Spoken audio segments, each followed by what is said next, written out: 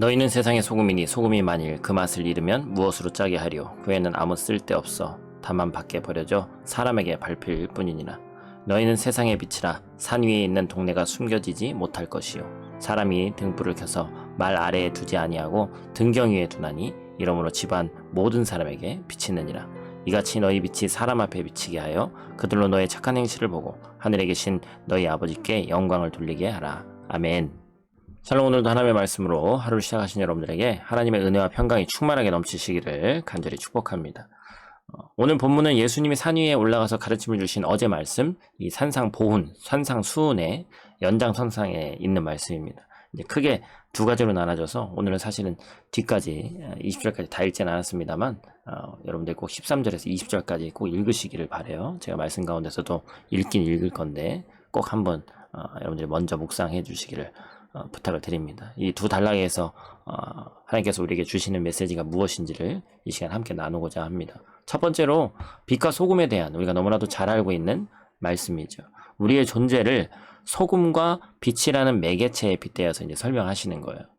여기서 우리는 먼저 빛과 소금이라는 매개체의 역할에 집중하기보다는 이 빛과 소금이 어디에 있어야 되는지를 한번 유심히 봐야 합니다. 뭐라고 그러죠? 너희는 세상의 소금이고 너희는 세상의 빛이다. 그러니까 그리스도인들이 하늘에 속한 자이긴 하지만 그들이 오늘 이 시간을 살아내야 할 곳은 바로 세상이라고 말씀해 주시는 것이죠.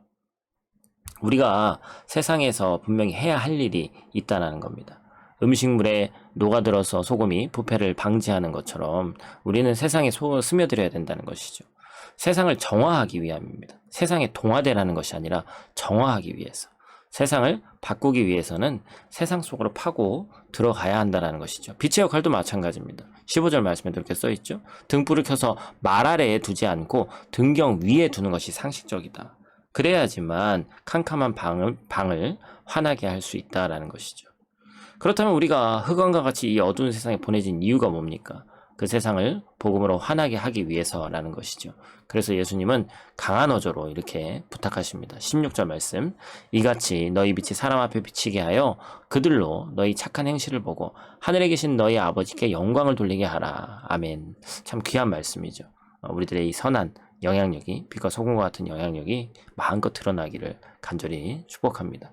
두 번째 단락에서는 말씀을 이루기 위해서 오신 예수님에 관한 이야기가 등장해요. 17절 이하 말씀 우리가 읽지 않았기 때문에 제가 읽어드리겠습니다. 내가 율법이나 선지자를 폐하러 온 줄로 생각하지 말라. 폐하러 온 것이 아니요 완전하게 하려 함이라.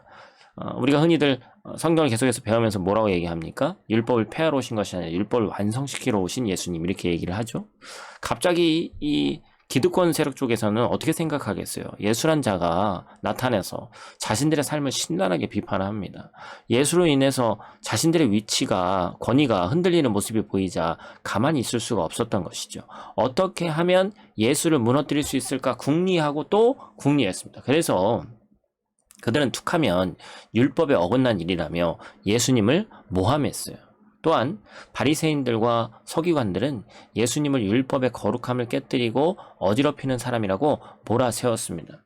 예수님은 그들의 생각을 꿰뚫어보고 계셨어요. 그리고 이렇게 선포했습니다. 나는 율법을 폐하러 온 것이 아니라 그 율법을 완전히 이루기 위해서 왔다. 예수님의 선포가 뜻하는 바가 간단합니다. 구약의 모든 말씀을 최종적으로 이루시고 성취해내실 분이 바로 예수님 본인이라는 얘기죠. 사랑하는 성도 여러분, 잘 생각해 보십시오. 예수님의 탄생, 예수님의 사역, 그리고 예수님의 죽음과 부활, 마지막으로 승천, 이 모든 일이 우연히 벌어진 게 아니죠. 분명히 이 일들은 하나님께서 율법을 통해서 예언하셨던 말씀이 결국엔 이 땅에 오셔서 성취된 말씀이라는 거예요. 그러나 유대인들은, 또한 기득권 세력들은 그것을 인정하지 않았죠. 하지만 우리 주님은 그들이 인정하든 인정하지 않든 묵묵하게 말씀 성취의 길을 가셨다라는 것입니다. 우린 여기서 예수님의 결연한 의지를 느낄 수 있어야 돼요. 다 이루리라 18절 말씀에 써있죠. 예수님이 이 땅에 오셔서 반드시 하나님의 약속된 온전한 말씀을, 율법의 완벽한 성취를 위해서 다시 이루시고 또한 다시 이 땅에 오실 것이다 라는 것을 약속하고 계신 것입니다. 따라서 우리는 예수님이 다시 오실 그날을 기대하면서 기다려야 되는 것이죠. 사랑하는 형제자매 여러분, 예수님은 분명히 말씀을 이루실 분이시기 때문에 그날은 반드시 옵니다. 우리의 마지막은 결코 이곳 세상이 아니에요. 말씀을 완성하시고 성취하시는 예수님이 반드시 이루실 하나님의 나라, 바로 천국이 우리의 최종 목적지인 줄 믿습니다. 그 하늘나라에 대한 소망을 가지고 오늘 하루도 승리하는 저 여러분들 되시기를 간절히 축복합니다. 기도하겠습니다. 사랑의 아버지 하나님, 본래 누더기와 같은 인생이었지만 예수 그리스도의 이름을 영접하고 하나님의 자녀가 되는 권세를 주심에 감사를 드립니다. 하나님은 우리를 구원해 주시는데 그치지 않으시고 우리를 빛과 소금의 역할을 감당하는 사명자로 세우셨습니다. 오늘도 우리가 발을 딛고 있는 이 세상에서 죄악의 영향력이 번지지 않도록 우리가 소금이 되고 모든 것을 환히 비추는 빛이 될 수 있도록 하나님 도와주시옵소서. 또한 말씀을 온전히 이루시기 위해 오신 예수님을 굳게 믿고 주님의 때를 기다리는 지혜로운 자들 될 수 있도록 하나님 도와주시옵소서. 오늘 하루도 눈동자와 같이 지키실 줄 믿사오며 예수님 귀하신 이름으로 기도드립니다. 아멘.